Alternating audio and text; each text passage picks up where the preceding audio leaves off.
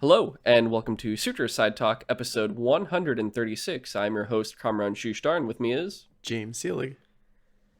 It is a sad day today because the 49ers did not win the NFC Championship, and the worst part was that the Rams did not even beat us.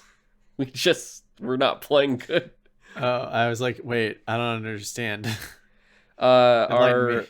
our genius coach Kyle Shanahan kept having us run down the middle, like literally through the line, and each time it did not work. And then so after that play did not work, he would go, "Do it again," and then it They'll never wouldn't see it work. coming. And then we'd be like, "Well, now we have to punt the ball. Why did you do this? Why would you think this is a good idea?" Because the whole issue is Jimmy G also can't really throw well. It feels like all the throws he made, whether under pressure or not, either were too hard, too high, or too low. Like, it was ridiculous. He made one touchdown pass this game. That is the only touchdown pass he has made in the playoffs Oh this my season. god. Yeah. It was pretty much, it felt like we were going to get to it. We could do a Super Bowl with just only field goals and potential running TDs, and that's it. Like that's what it was feeling like, honestly. That would have been amazing if that was actually a thing, Yeah. though. I wanted to love Jimmy G, and if we had a new coach maybe that could, shape him up like Coach Harbaugh did with Alex Smith, then I'd be fine with that. But if we're not going to get a new coach, it's like if we get Tom Brady. I know he was set to retire, but that's also a rumor, and it sounds like he's not actually going to. And he loves San Francisco anyway. He's from this area, so just give him one season here before he retires, and then he gets us to the Super Bowl. He gets another ring. We get a Super Bowl. Everyone wins. He leaves. We get Aaron Rodgers the next year. Aaron Rodgers gets us the Super Bowl, gets his ring. Everybody leaves happy. We have all these local boys that we've always wanted anyway. I think it would be fantastic, And then we get a new QB and we go, let's see what's the fresh young blood that we can pull in that won't burn out after 2 seasons or get us one Super Bowl and then trash after that, like certain ones that I've seen before. Can you Sorry, imagine Cam. how much that would cost, though, to get all those players? I mean, honestly, I feel like it wouldn't cost that much because Aaron Rodgers wanted to leave the Packers anyway, and there was a rumor was one of the main teams he wanted to come to was San Francisco. Oh, interesting. Yeah, he did not want to play with them this past season. I don't know if you knew. Yeah, that was a No, thing. I don't really That follow was sports. there was let alone a sports full news. thing about it. It was crazy. Yeah, Huh. it Okay. was something. Yeah. Um, but yeah, so the Niners lost, and I am now forced to go for the Cincinnati Bengals because I'm not going to go for fucking LA. I don't need to deal with that shit after the Dodgers beat us, and now the Rams beat us. I ain't going with this shit. But also, I guess it's the year of the Tiger, even though both teams should not be in the Super Bowl. These are two teams that are not good enough for the Super Bowl. I am not joking. I'm not just saying that because one beat us and the other is just like whatever. They are not that good. They're not good at all. Like, they should not be in the Super Bowl. It's insane. Interesting. Yeah, I'm dead. Yeah, it's a thing. I don't know if that makes me more interested to watch the game, to see how, like, worse teams play. Usually, a lot of my friends, even if we didn't make it, will still want to watch because they know the teams are going to be good. I already know people that don't want to watch because they're like, it's not any good teams. Why would I want to watch a game like this? It's not going to be that interesting. Huh. Yeah. Okay. Yeah, it's like that kind of basically. Like the two teams that actually played a really great game are both gone. They were playing, I think, in the divisional playoffs. It was like Buffalo Bills and the Kansas City Chiefs, and they're both gone now because the Chiefs beat them and then lost to the Bengals. Anyway, enough football talk, guys. This is, of course, Sutro Sidetalk, our weekly show where we talk what we've been playing and watching and some news here and there. And we're bringing back our 5-minute timer because we've been getting a little crazy recently with the news. I gotta go for the intro, too. Excellent. Perfect, because we're going to finish that up in a second anyway. This week we are talking Season 2 of The Witcher. I don't think it'll be that long because there's not too much. I don't have that much honestly, to say. like, I Yeah, I don't remember much of it. Yeah, Like we'll there's get like the to it. broad strokes, but Yeah. yeah. It's kind of late because I was watching the game and I was at a buddy's house doing it, so uh, we won't do any smaller like play watch stuff. We'll save that for another week. We do have some news though, an update on like Raven unionizing and Activision's take on that now. A little bit Call of Duty stuff with PlayStation and their annualization, and then Respawn with Star Wars games. So those will all be 5-minute topics, and then we will hit Witcher 2, and then this episode will be over, and we'll then see you guys after a week. But James, you ready to jump right into it? Yep. All right. So first off, our news, starting with Activision Blizzard. The first piece is that the company does not voluntarily recognize the Raven Software union that was formed by the QA team, or at least some of the QA team. Of course they don't. Yeah. Why would and there's a statement that was given. Let's see. Here we go.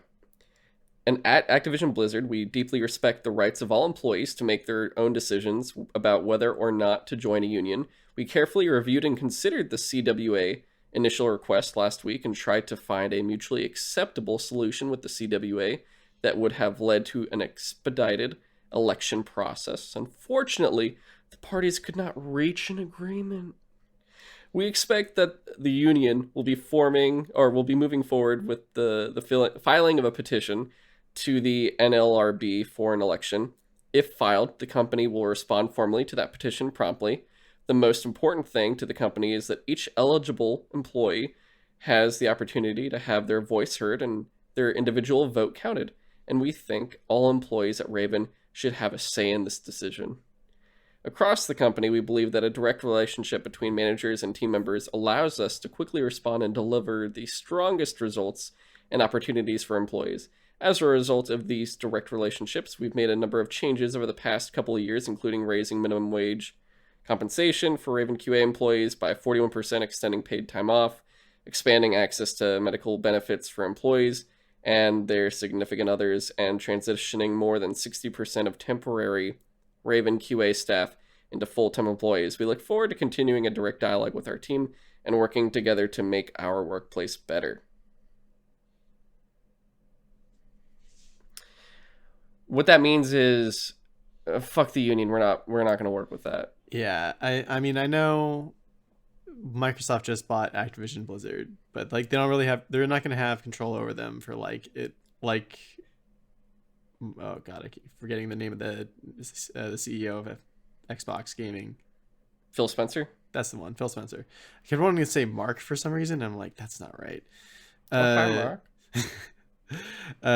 He said it's going to be like potentially a year and a half, but like, so as Activision Blizzard stands now, like the people in charge, I just don't see them wanting to acknowledge a union because it's just going to be bad for their business. Also, notice that they're sad. Like, it is. They're like, what do they say? We believe everyone. Like, they're trying to say, like, well, this is just a small group. It shouldn't be them deciding this. It should be the whole company of people deciding this. And it's like, yeah, nice try. That's a good little... It's also just sad because, like, if people don't know, QA testers tend to get, like, the short end of the stick a lot of the time. And they get, like, they do a lot of really tedious, like, important work that often goes unrecognized and unappreciated. Yeah, unappreciated. Thanks. Well, they're also, it's like kind of like that foot in the door part of the developing. Also that. Like, it's not necessarily like there are people that are dedicated to being QA testers, but I'm sure like not everyone goes to be like, I'm gonna play this for like, play games here to see bugs for a living. Like they want to eventually do something else potentially. Yeah, it's experience on the resume. Yeah, but if that's what they want to do, that's what they want to do. But either way, they're worked to death like anyone else at the company. Mm-hmm. But it's just an update. It doesn't really change our stances, I would say, on what we've already talked about previously, where it's like, if they want to unionize, they got to do it at this point. I will say really fast, I actually cracked myself up. As a gaming expert at Microsoft, I did like we had a boss of like a guy that kind of talked to the other gaming experts, whose name was Mark. And when he'd do our teams meeting, we would start the conversation. I'm like, "Oh, hi, Mark. Hi, Mark." Oh, that's funny. Every time, every freaking time. It's like, dude, this is what happens when you bring your name into our conversation. Do you know what's weird?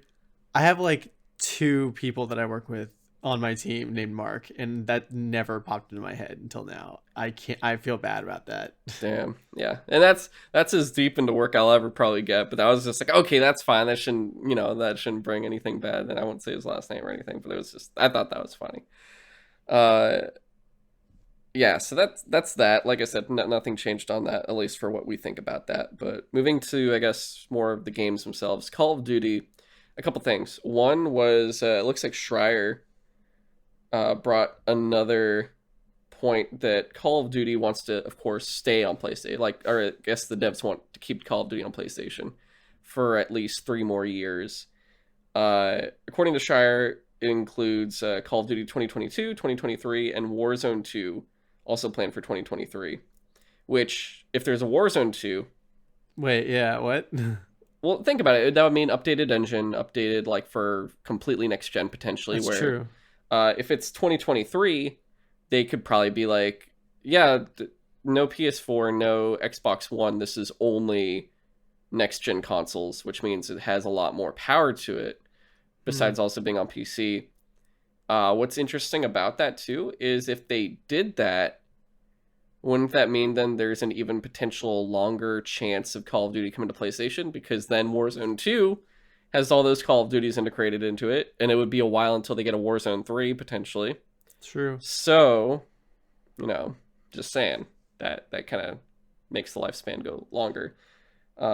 But it says Bloomberg reported that Xbox announced its $69 billion acquisition of the company, Call of Duty, blah, blah, blah, blah, blah. Had already committed to making the next few Call of Duty games available across all platforms, including PlayStation. So next few, it sounds like it would probably be honestly up to like, I would say probably past 2023. I would say probably 2024, 2025 is most likely where that agreement is going towards, or up to. Yeah. So the only thing that makes me wonder still is that, Microsoft has already said that they're going to honor all existing deals. And like we talked about, I think in the last episode, it'd be weird if that didn't come up. Like they have 3 or Activision currently has 3 studios dedicated to just making Call of Duties. Well, 4. Actually 5, maybe 6. What? Well, the big names are usually Treyarch, Infinity Ward, Sledgehammer, but there's also Raven. And then I'm pretty sure High Moon Studios does it. I don't see them making anything else. And I'm pretty sure, was it Beachhead Studios is the one that does the mobile games or something? I'm not too sure. You're right. Okay, so I forgot a few, but like basically any studio that is at Activision and not Blizzard is doing Call of Duty, because what else is there? So, excuse me. So like basically they are set up to churn out a Call of Duty every year. Yeah. And since there's 3 main studios that work on like the main games that come out every year, maybe that is literally just the 3 games that are already in the works that would have already been negotiated as coming to PlayStation consoles when they're out. Like that's the only thing that makes me still wonder, like, is Microsoft still not saying, or is no one saying that like, future games that aren't in development currently are coming to PlayStation? Or is it like, I don't know. It's just weird because it could be that the next 3 years that you said could just be the games that are literally just still currently in development, but we'll see. Yeah, we'll see. And the other portion was that it does sound like they are considering moving away from annual releases, like we talked about before. I mean, that was something I was saying, like, hey, imagine if the Activision studios were actually making other things and they had a better rotation where not all of them will have to work on Call of Duty games, only maybe a couple do, and then the rest can do their own thing. Yeah. There's an article that came out too, it looks like from Bloomberg, and they said the same thing pretty much, like besides like Warzone, weariness. pretty much from what I've read on it. Like, they notice Oh, players are getting weary of Call of Duty. well, Imagine yeah. that. I mean, It's only that's the been, thing. what, over 10 years of consistent games? Yeah, I used to get every Call of Duty every year back when I was at like Riverside, because that was back when Call of Duty, Modern Warfare 2, and like Black Ops 1 and 2 were coming out, and I thought they were super cool, but I got tired of them, so I stopped buying them, and just I haven't heard anything particularly new or interesting about the ones in recent years, so Actually, I just just to haven't think bothered. about it for a second, let's see. Like, Call of Duty 1 and 2, kind of, but they weren't, I don't think they were yearly yet at that point. Like, in terms of yearly, it was really starting with Call of Duty 3, and that's when I started really buying it, like, day one. 3, 4, aka Modern Warfare 1. What was it? World at War, Modern Warfare 2, Black Ops, Modern Warfare 3, Black Ops 2. I think that is where I stopped. So I went 7 years in a row buying 7 Call of Duty games. And then I think after that was Ghost. And then I was like, Nost. And then I stopped there until I guess I skipped what? Ghost, Black Ops 3, Advanced Warfare. I don't know if that's in order or not. I don't really care. Uh, Infinite Warfare.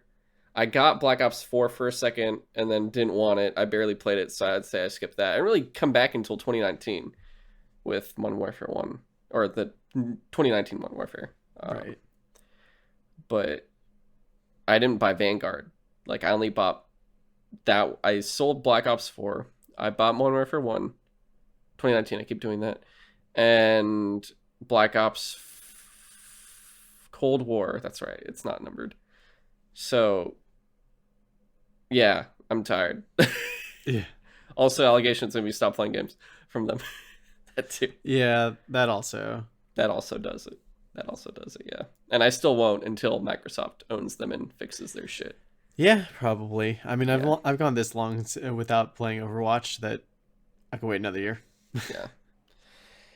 But yeah, it's just interesting that if we just talked about it for a bit, and now we're seeing all of this news come right after, where it's like, hey, remember what I said? Oh, it looks like I wasn't wrong. I'm glad that my little it wasn't even predictions; it was more like ideas, and it seems like those could potentially happen even before Microsoft gets them. Like, they're already thinking about this anyway Yeah. beforehand, which is nice. So, just Well, it would make sense to start thinking about future plans now that you have like, but yeah, they just have to make something big they is have to coming do in it the on their future. own because they can't talk to each other is the only thing Yeah. until the deal's finished. But that's it for the Activision news. The other last little thing we want to talk about is that EA announced Respawn is working on. We were hoping they would be working on Jedi Fallen Order 2, Which might still be a thing. but besides that, they're working on 2 other Star Wars. Respawn, Yeah. not EA, not the publisher EA. Specifically Their Respawn. specific developer, Respawn Entertainment, is working on 3 Star Wars games. It's 3. so funny to me that they literally got their start with, I mean, granted it was like Call of Duty studio veterans that made made Respawn, but like they went from Titanfall 1 to Titanfall 2 to now you're a Star Wars developer. Yeah. Well, okay, so we knew they have multiple teams. We knew they had a True. Star Wars team, specifically for Jedi Fallen Order, an Apex team, a Medal of Honor VR team, and were they Dude, doing I forgot anything they else? also made Apex. I can't believe how good they are. Oh wait, Yeah, guys, it's in Titanfall universe. I'm so stupid. It's were been they a while making since I played anything that. else? Like, the last Titanfall game was Titanfall 2, so they haven't been working on that. Unless you count And Apex, but no, Medal of Honor's done pretty much. So I'm thinking that if they're working on 3 new games, one, I'm so sorry for people that want Titanfall 3. I think we'll get it. I just don't think we're eventually. gonna get it until a lot of these are done. But you can imagine. Well, they said the 3. One they said it sounds like Jedi Fallen Order 2, but most likely it will be called Star Wars Jedi something new instead of a 2. It'll probably be like a new title, kind of like, remember the old games of like what was it called? Star Wars, was it Jedi? The Kyle Katarn games, Dark Forces and Jedi Oh, Outcast. oh, I don't remember. I feel like it was like old pre-GameCube, or I think one was on GameCube. I don't know. All right, whatever. But yeah, one will be Fallen Order 2, and then the other said a shooter, which, you know, naturally everyone went, oh shit, they're doing Battlefront 3. Thank God, don't let DICE do it. I don't think it's going to be Battlefront 3 for an FPS. Yeah, I don't think so either. I think they're doing one of two things. One, just like that team that's remaking Knights of the Old Republic from the ground up. They're actually doing a full KOTOR remake. They could be remaking Republic Commando. Ooh, that'd be super cool. Or they are making Republic Commando 2.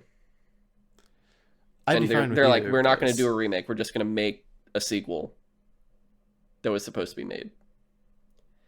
Because I think they have the potential to do it, and the fact that they have a lot of maneuverability in their type of mechanics for their games from like Titanfall and Apex, they could do something with that style of... Dude, I could absolutely see Respawn doing a Republic Commando game. Especially 100%. With their maneuverability, right? Mm-hmm.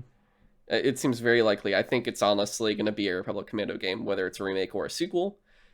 I think it'll be that. I doubt it's going to be Battlefront, because people I feel like are also Battlefronted out at the same time. I think one of the Kind of Funny guys said that they would like to see a Republic Commando style game, but following the Bad Batch. And I was like, oh my god, that would actually be really cool. Maybe. You don't want that? Maybe not, because the show itself is a little too adolescent for my taste. As much as I like it, it's much more adolescent than its predecessors. It's really weird that I completely forgot about that show and was just remembering like one cool episode from Star Wars, Clone Wars.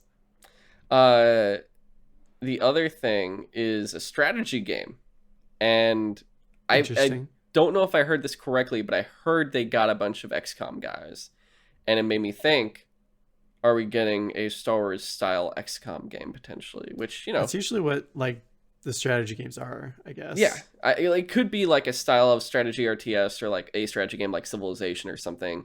But I don't that's true. think that would happen. I really do think it would be something more XCOM styled, and I don't know how they do it. It could be mercenary type thing. I don't know, but either way, I think it would be cool. And that's something they could probably put their like small Medal of Honor team on with the I think it was Firaxis that did XCOM. You know, playing through Gears Tactics right now, I could absolutely see them making a strategy game like that, but like you are the rebels fighting stormtroopers. Yeah, at some point in the rebellion. Think that could absolutely be a thing. It'll be really cool if they pull this off. But I think the first thing we'll find out about will be the Jedi Fallen Order 2 sequel, and hopefully we find out about it at the next EA Play Live that we're forced to watch, or whatever happens earlier. Maybe they just announce it on its own, which I would prefer, because I already don't want to deal with the summer. I just don't want to deal with this. I hate summer events now. I want to be honest. I just hate summer events at this point. I don't want to see them anymore. Dude, every once in a while, I still think back to how Fallen Order was like revealed / announced. Was like, whoever, I forget who the Andrew Renee is like, hey, blah blah. Right. He's like, yeah, we're making a Star Wars game. Yeah, thanks. Was it Vince Zampella? He's literally just like sitting in the audience, and it's just like, you got something to say? And like, here's the mic. Like, yeah, we're making a Star Wars game. It's called Jedi Fallen Order. Wow. And I was like, did they just announce a Star Wars game? Like, yeah, from the audience? We don't talk about that anymore. We don't talk about that. Anyway, yeah, that's the Star Wars news. So that's cool. At least those are my predictions for it, and we'll see over time what those actually turn out to be. But, you know, Respawn just kind of churns out some good shit, so hopefully they'll keep that going. Yeah. And, you know, Vince Zampalla's gaining more and more power in EA, which makes me feel better, because everything else outside of Respawn needs its own Respawn. Just wait till he has unlimited power.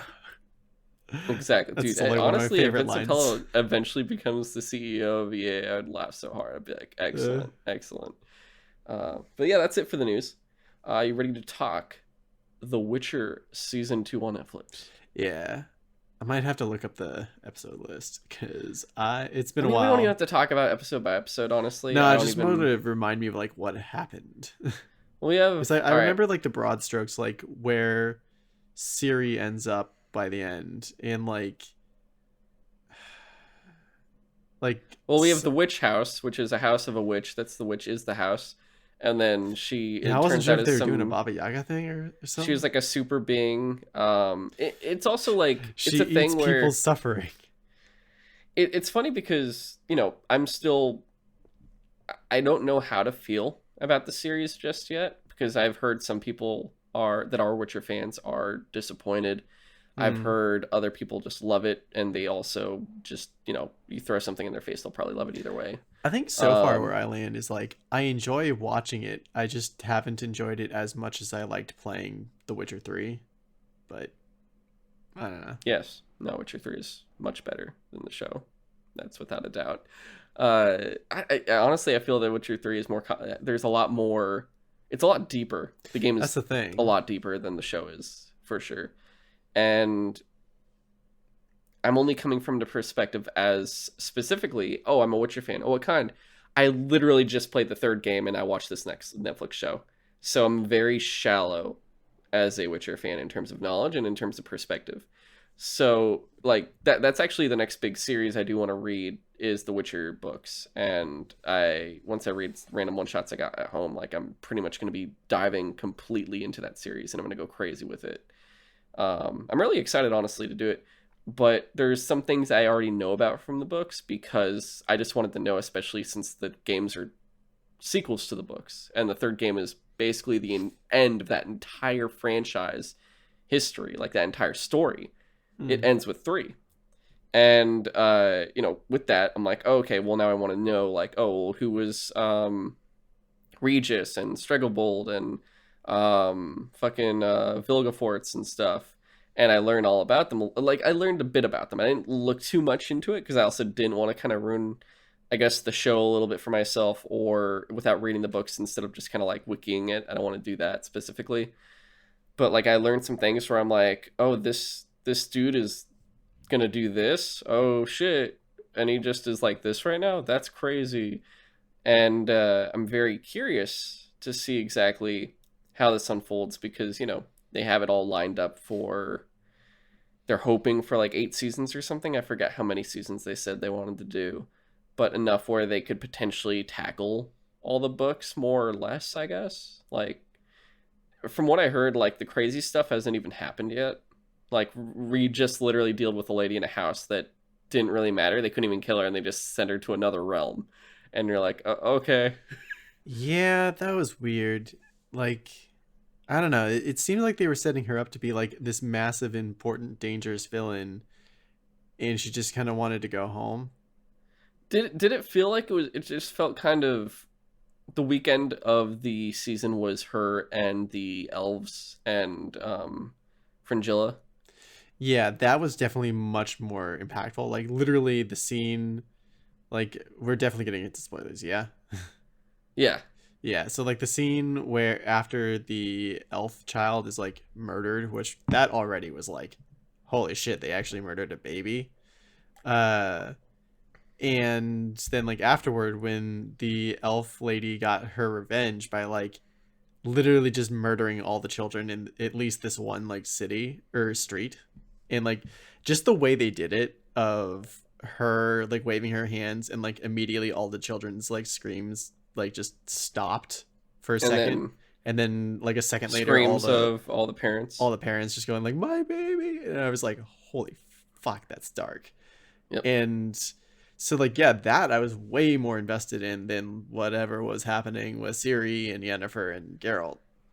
Not that it wasn't also cool, it's just like the other shit seems way more important worldwide Oh yeah, worldwise. because their adventure feels much more intimate, whereas this one is like the state of the realm, Yeah, pretty for much. sure. It's you're watching the next big event of the realm, which I see how they're. I think that's how they're going to focus on things. Is oh well, what's the next big event that the realm is going to have, and it's going to shift from perspective to perspective. Sorry, I keep like moving. Dude, I totally forgot that Ciri's dad was the head of Nilfgaard. Nilfgaard. It was Nilfgaard. Yeah. Yeah. Yeah, you don't think about that, and then you're like, oh, it was him the whole time, and I'm like, Yeah. because I mean, you play Witcher 3, and you're like, oh, it's Ciri's dad, and then you watch the first season, and you're like, the porcupine's the emperor, what? And then yeah, you learn like, oh, he is the king, and I'm like, oh, that king. Like I watched the first season, and I'm thinking like, this is this the same guy? It can't be the same guy, right? That it feels like a completely different guy. And then yeah, you learn like it. No, it's totally. And I'm just so curious. I'm like, was it a facade the whole time? I mean, obviously he just murdered his daughter's grandparents, so it's kind of hard to say like what the fuck is going on. He seems pretty bad, but also in the game he's not as bad, I guess, because he kind of like creates peace at the same time. I don't know. It's a whole thing, you know. Yeah. I don't know. I just thought it was like that was really interesting that he's like so he was willing to. Well, first off, the thing where it's like, oh, did Fangilla pay to have the child murdered, or was it the other guy who was like the head of the armies? It's like, oh no, it was the king of Nilfgaard. He was like, both of you were too weak to do it. I did it. Yeah, he's like, you both suck, so take them away. Yeah. So I forget why I brought that up. Also, the head was the general was Kahir, Right. or the special agent, yeah. Which, you know, he isn't in the game, and I'm assuming, you know, he's strictly in the books because most likely Maybe. he doesn't get through the books. I'm assuming. I pretty much assume if the character isn't in the game, but they're in the book, they're probably gonna die. That's kind of how I've been going about it. If that makes sense, right? That'll be interesting if that's actually true. Cause, Yeah. They could More or just less. like add people if they feel like they need to. Yeah, no, for sure. But we'll see. I mean, because it's funny because Regis dies in the books. Which one was Regis? The vampire in Blood and Wine. I never played that. What? I was gonna get to it, but once they said that they were gonna remaster The Witcher 3 for like the next gen consoles with like all the DLC and stuff, I was like, you know what, I might just wait for that and just like play it all in like a nicer format. And it's been way longer than I thought it was gonna. So well, shit. Okay. Well, do you want me to just say what happens then? Not in the game, I don't but mind. like, okay. Yeah, So in the anyway. book, he dies. He dies. They fight a big wizard who's actually in the show, and the wizard kills Regis, and that's it. He's dead in the book. And then in the game, Regis is like, "How's it going?" And Geralt's like, "You're supposed to be dead." Interesting. Yeah, it's actually really like the character himself is really great, and learning that like I'm excited to then that's how I'm excited to read through the whole series, because one, then I can get to the games and go through it and have a complete different perspective of 3, and be probably 20 times more invested than I was already loving it, but also go to the show and probably be like, well, now I understand it, and then probably be like, this fucking sucks. I don't know. Who knows? All I know is at least Henry Cavill is trying, and he apparently tries to correct people on the set when they're not doing the right thing of the lore or something. I don't know. I love that dude is like massive and jacked, and he's like a super nerd. He is the built his own ultimate nerd. PCs and stuff. Yeah, I trust Henry Cavill. That man, I trust. I trust him to do the right thing always, for sure. But in terms of the characters, like, it's like I said, I don't really have anything new on them. Like, Geralt is Geralt. There's nothing really they could have done differently. I enjoyed what we had of him. I think I like his things character. things got really enjoyable once, of course, Dandelion Jaskier comes back in.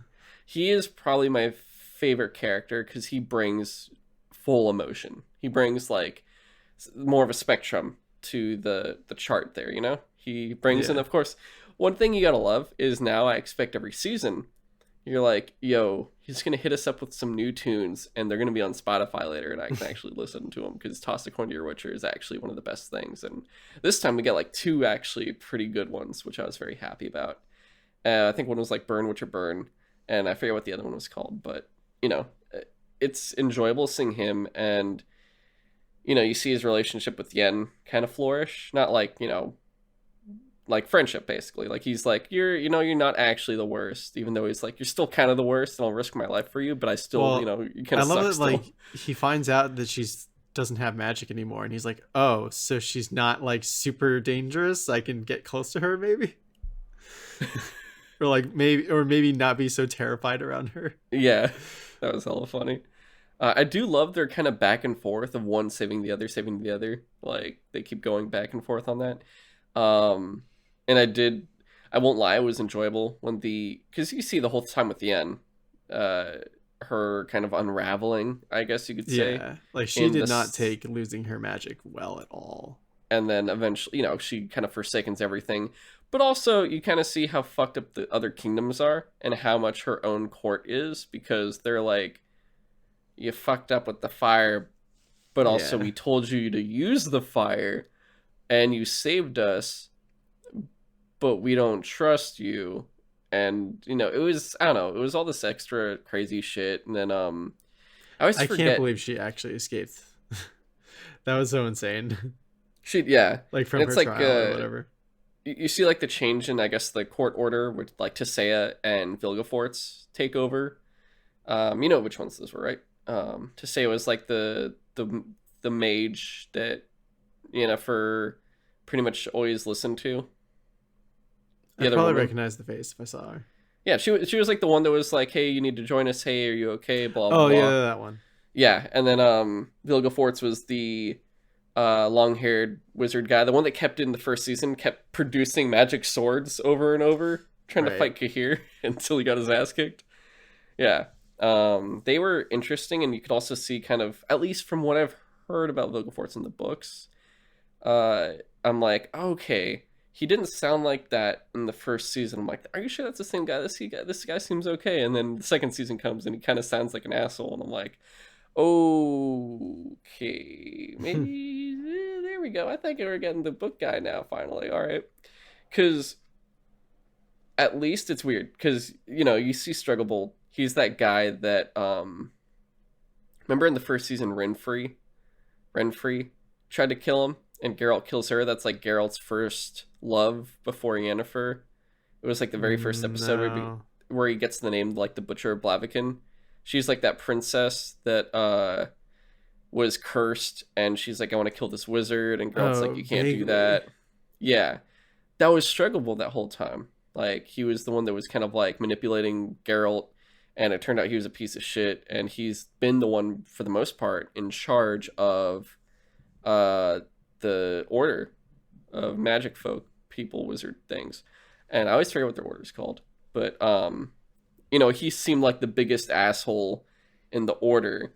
And now I'm like, well, is he the biggest asshole, or will Vilgefortz actually be the biggest asshole? Are my thoughts. Like, who's going to be the worst one? Because they obviously aren't on the same side. You can kind of see the weird, like, factions inside of the circle or whatever. I really don't know what they're called. Maybe the circle was from Dragon Age. I don't know. But I don't know. I thought that was interesting. Otherwise, we got more Triss, and I think they gave her more reddish hair, at least a Yeah, a little little bit, bit. or chestnut hair. She's supposed to have chestnut hair. I think her hair in the game is redder than it's supposed to be. Oh, interesting. Yeah, it's supposed to be Okay. chestnut, not like bright fire. Oh, huh. Yeah. Okay. But she was cool in this. You got more enjoyment from her, but like other little small snippets I've gotten just learning a little bit about the story in the books. I started seeing that form too when she like does the whole memory thing with Siri, where they go through her head and then like it freaks out Triss. Do you remember that? Right. Yeah. Yeah, and then they're like, "Oh, they're not supposed to see you. That's weird. They see us. Oh, this is actually we need to leave." Yeah. Uh, so I'm very curious because she finds out, oh, Siri is actually more powerful than she should be, and she's actually like she's got the elder blood, so you can kind of see she's probably going to take that back to the wizards and the wizard. I really don't know what the fuck they're called. I'm just calling them the wizards from now on. They're gonna do their fucking wizard shit potentially, and I think they're gonna be hunting for. I think that's gonna be season 3. Is the wizard people will now be hunting for Geralt, Yen, and Ciri among, Nilfgaard and stuff. And potentially the other kingdoms now, because we saw that whole thing. We met Dijkstra finally. Yeah, that was the one character I was going to bring up. Was when he showed up, I was like, oh shit, Dijkstra. Yeah, because we also see Philippa. Do we actually see Philippa Eilhart? I don't remember if we do. No, we do. We see her at the very end. We do. Okay. She was the owl. Oh, okay. Which she is in the game too. In the game, she's like this blind lady that's also an owl. And Fringilla, like, you break her out of prison, I believe, at a certain point. Like, they're all in the game. And obviously, they look a lot different in the show than they do in the game. Yeah. Which the game is more accurate to the books, I guess you would say. Because I think the biggest joke, the biggest, like, inside joke, but also I think complaints fans had, where they're, everyone was like, does race really matter? And someone's like, well, actually, Fringilla is supposed to look like a short-haired Yennefer, enough that Geralt sleeps with her because she looks exactly like Yennefer. And then you look at it and you're like, I don't think that's going to work in this story. I'm pretty, call me crazy, but I don't think that's going to work this time. It was cool seeing Ciri develop more. She was princess running away the whole time, and now she's training, learning combat, pretty much becoming the little sister to all the Witchers until, she starts murdering them. Yeah, and that was insane. I didn't think this would be like the thing that does it, because, we see how many in Witcher 3, we see what, like 4 Witchers. It's just Lambert, Esker, basically Geralt and Vesemir, right? It's just those 4. Pretty much. Unless you get like that dude from Witcher 2, I think, from the Order of the Snake or something. So it's just those 4. And in this, we see like 20? And you're like, cool. There's a good amount. Right. Like, there's a whole party scene where they like call a bunch of people back, and like there's a lot of Witchers there. Yeah, it's supposed to be around, like, I want to say like 20 Witchers or something. And you're like, oh, cool. There's a good amount. Like, I guess, over the span of the books, they all kind of kick the bucket. And then they just go, no. So the number you saw in the game, that's pretty much what it's going to be for the rest of the series after this one episode. Because they all die. You're like, wait, that many die. Yeah. I didn't think it would happen that quickly. Because that just, what it does is, I guess if that's what happens in the book, it very much limits who can die anymore. Because if by the time the game comes around and that's still who's left, that means like, for the rest of the series, pretty much nearly 0 Witchers die. Which brings in one specific thing, which I think was the biggest fan complaint, was the uncalled for murder of Esker. Because, he's alive, right? In the game or the... Yeah. He's one of the guys in the game. He was... Oh, the short black hair guy? Yeah. No, he was... Yeah, it's like him and Lambert. You remember they're like the 2 Witchers there besides I might be thinking of Vesemir? Lambert. But yeah, damn it. Yeah, he's the other Witcher there. And he's like, yeah, after you do the fight against the Wild Hunt, he's like, yeah, I'm probably gonna, stay in Kaer Morhen for a bit, and then, we're just gonna abandon it because we can't keep it anymore. And if Vesemir's dead, there's no point. But yeah, he's one of the main Witchers, and in this one, they turn him into a tree and kill him. Oh, that was that dude. Oh, interesting. Yeah, so everyone was pissed off. That's what I heard. The biggest complaint was they're like, yeah, you just killed off literally one of the main characters. Huh. And people are pissed off because the book readers are pissed off, which means he doesn't die like that in the books at all. And then he doesn't do like a comeback or anything. They just fucking killed him off. Interesting. Yep. I wonder why they would make that choice. I don't know. And the weird part, it sounds like they're hyping up like all the Witchers about. And then they do this, and you're like, what the fuck? And, they have a different Witcher I think they've been focusing on, which means I think they're going to replace him with that one. And I forget what his name was. Because he's always the one, he's the one that hangs out with Lambert a lot. It's always with Ciri for the training. I'm trying to see if I could find him. I think Cohen is his name. Yeah, it's Cohen. So he's like the Middle Eastern looking Witcher. Like he's the Brown Witcher, to make it short. He's like the only other one that I think he'll be replacing Iskar in terms of the story, which I don't really know why they want to do that, but I guess they wanted to more maybe diversify. I don't know, because it seemed like the show's like, it doesn't matter who. I think the show's been prioritizing that anyway over the story itself at certain points, but I could be wrong. That's just what I've been perceiving based off of book readers. Otherwise, Vesemir was cool, and Lambert. Lambert more looks like a Tormund than a Lambert, but that's just me. Because I think in the game he had like short ass hair, and this one is like hair is down to his shoulders, and then Vesemir looks pretty spot on though. Maybe that's why I can't recognize anyone except for like Vesemir and like Geralt, and Yennefer to an extent. Yeah. Not even Triss. You're like, yeah, you can't recognize everyone. You're just like, who the fuck are these people? Yeah, like when Triss showed up at the end of the last season and was like, "My name is Triss," I was like, "Wait, what? Really?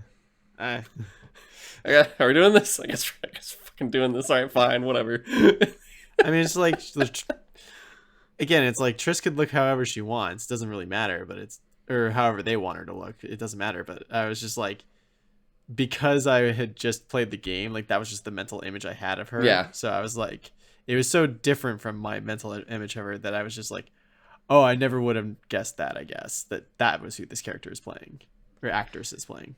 I mean, that's the thing. I think even if you're a game player and then you're even a book reader, you know what they are supposed to look like in the book, and then you get to the show and you're like reading the description of them, and then you're looking at the screen, reading the description, and you're like, I think I guess maybe a easy way to describe it is like if you were a Harry Potter reader and Hermione. you had this mental image of like Harry Potter in your head, and they cast someone in the movies and he's like some blonde kid or whatever, and you're just like, well, but he's supposed to have black hair though, and it doesn't really matter, but it's different than your mental image, and you're just like, but why though? It was like that. I mean, dude, that was actually the funniest shit was when they made Hermione black for the Chris Child play, and J.K. Rowling was like, well, I never like really emphasized what she was in the book, and we're like, look at the fucking cover, look at the fucking cover. You fucking kidding me? It's true. Like I could not think of like within the books. Thing. I was cracking up so hard. Oh my god. Yeah, after she said that, like I was like, well, I can't actually think of a time in the books where she ever actually explicitly described her skin, I guess. But whatever, I don't know. I mean, you assume, oh, it's the UK. There's a ginger. There's a fucking. It's so. I don't know, man. It's people are just trying to make shit up at certain points. You know where they are. But back to The Witcher. You get all these different, like, you pretty much get multiple stories. You get Yennefer with that power story. You have the Geralt Ciri quest story of just her training. It was cool to see him get like more attached to her and like actually be kind of like a familial, like a parental figure to her. Yes, I guess. I did like that they attached very quickly to that. But you get those two. You have the Fringilla elf story. And I believe really that's really it. Those are like the three main perspectives Pretty you're much. getting. Because like Cahir is part of Yennefer's until he switches to Fringilla, and then eventually like they team up, and then like now it's Yennefer and Ciri and Geralt and the Witchers to a certain extent, and then now Geralt has Jaskier and the dwarves, and the dwarves come in and just fucking murder people again. Yeah. Which I love that each time they show up, everyone just dies. Like that's what happened the last time too. Well, I love that they kind of just like run into those guys along the way, and they're just like, "Oh, hey, Geralt, what are you doing?" It's like, "You up for an adventure?" Like, "Fuck yeah, we are." Yeah. Because that's what I love about them. They just know, because they know the last time they hang out with Geralt, they're like, "Oh, dude, if we just keep hanging out with him, we just get to do dope shit." Yeah. Which I am happy at least. Obviously they take Ciri back to Kaer Morhen. they leave before she starts fucking murdering everybody, which is very Yeah. nice because I didn't want them to die. And we haven't met what's the main dwarf's name? The one that's in Witcher 3. The one that Oh, I works with don't Jaskier a remember. lot. Um Damn. Also, I think have I been saying Eskel's name wrong? It's Eskel. I believe it is I Eskel. think so. That sounds right. Did I say Eskier or Eskel before? Oh, now I don't know. I'm not sure, but I meant to say Eskel the whole time. I probably mixed it up with Jaskier and said Eskier at a certain point.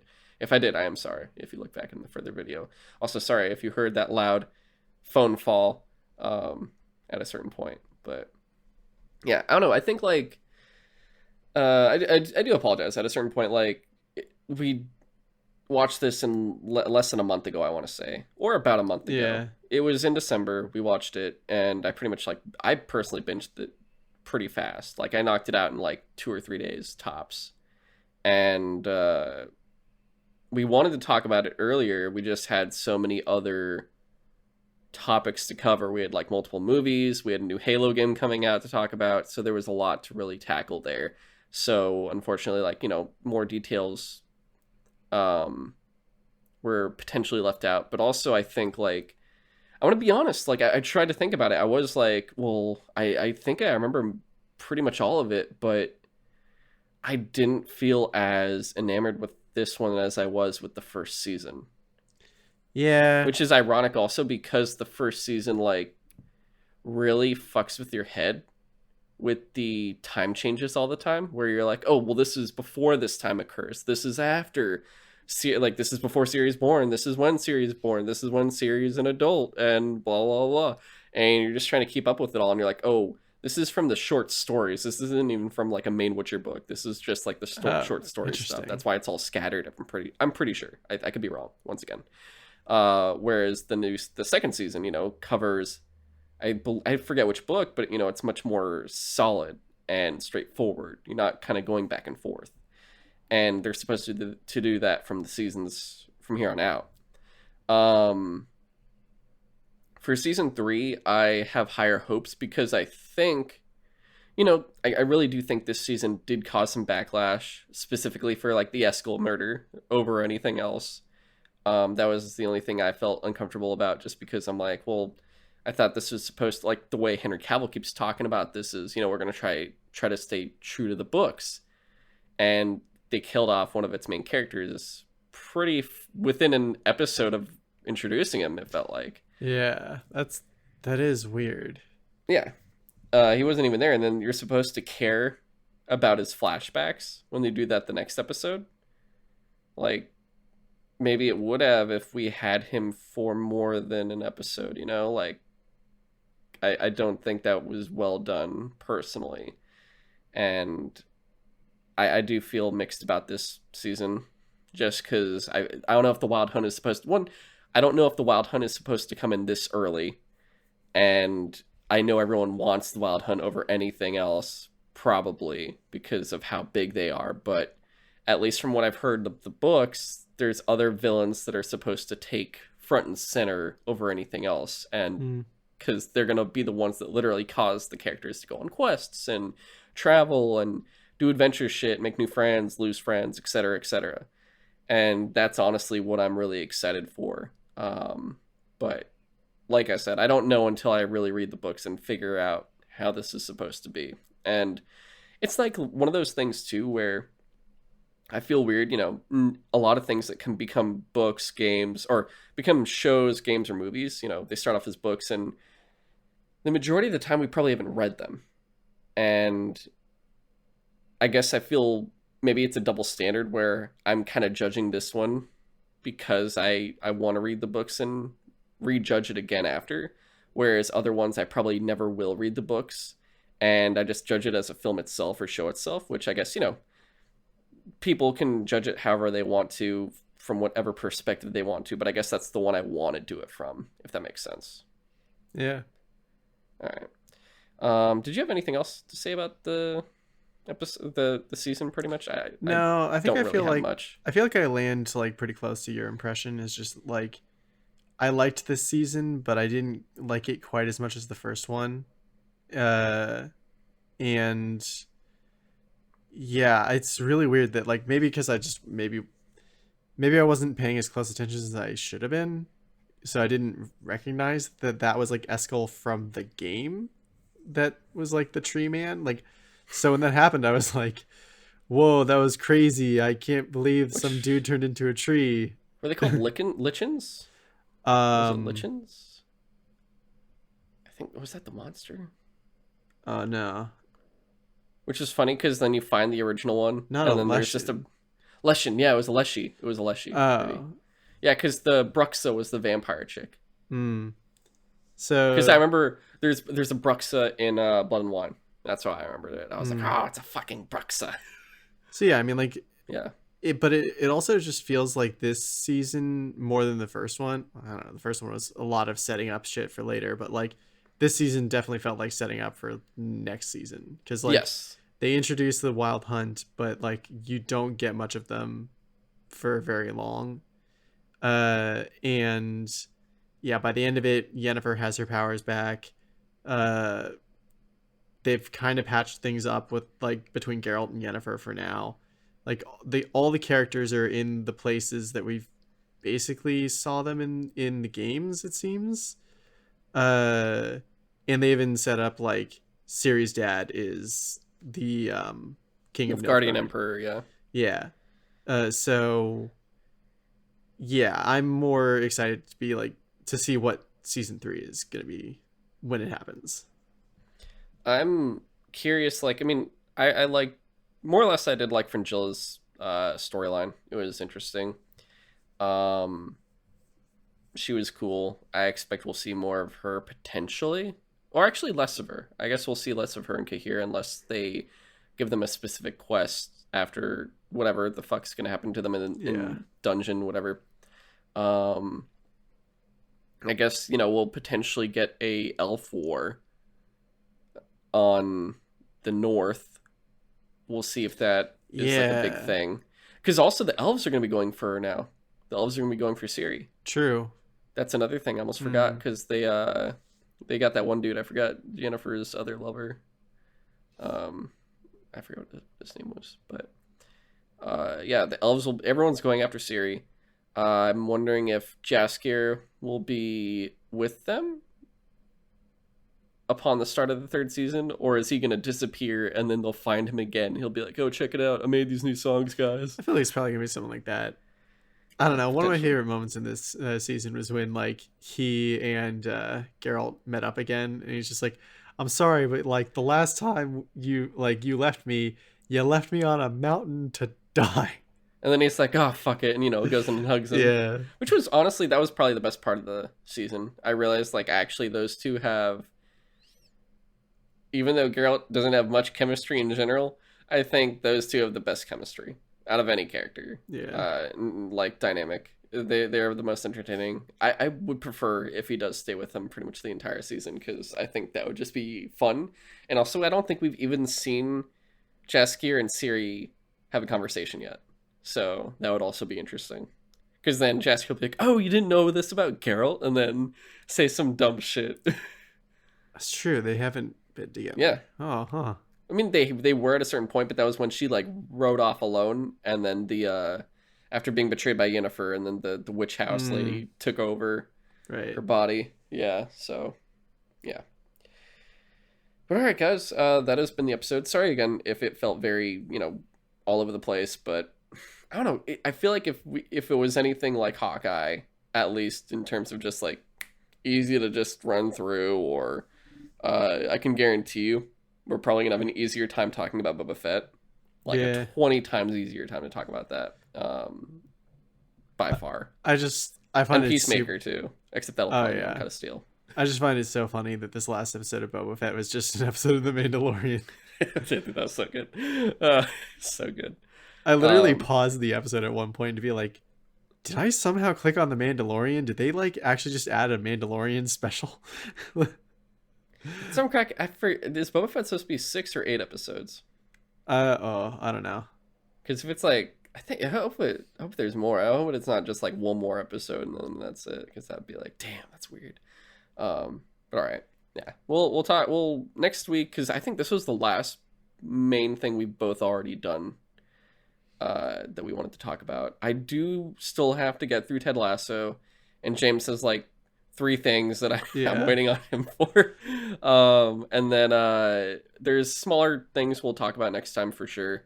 I think that might be the next episode, unless like when Demon Slayer wraps up, we'll be talking about that. When Boba Fett wraps up, we'll be talking about that, and so on and so on. Like there are certain shows we can easily tackle, and then potential movies, because I know you're not gonna watch Scream, but I'm gonna try to see it soon, so I can at least talk about Scream, Mm. which I'm really excited about. And yeah, we'll get to those when we get to those, and we'll have more to talk about. And like I said, I'm still working on other non-podcast stuff, so I will let you guys know when I can kind of put more and more content back in, bring other shows back, and have this place more alive. Because if you've even noticed, our Instagram's kind of been slightly less content distribution of like promos and stuff than previously. So there's certain things I got to work on there, but all in due time. Until then, though, you guys can send us any comments, feedback, any questions you want us to read on the show. Maybe you want us to talk about something on the show. You can send that at sutrosidetalk@gmail.com, just the show's title, at gmail.com. You can also follow the show on Instagram, Twitter, and TikTok at Sutro Sidetalk. You can subscribe to us on whatever platform you're listening on. If it's Apple Podcast, please give us a 5-star review. Spotify, just rate us. That would help us out. And if it's YouTube, just hit that like on the episode and subscribe. That would really help us out as well. Otherwise, you can follow James on Twitter at InvaderJim124, and you can follow me on Twitter at GoGoComzilla. We will catch you guys next week with some smaller stuff, probably shorter stuff. We'll see how it goes, but catch you later.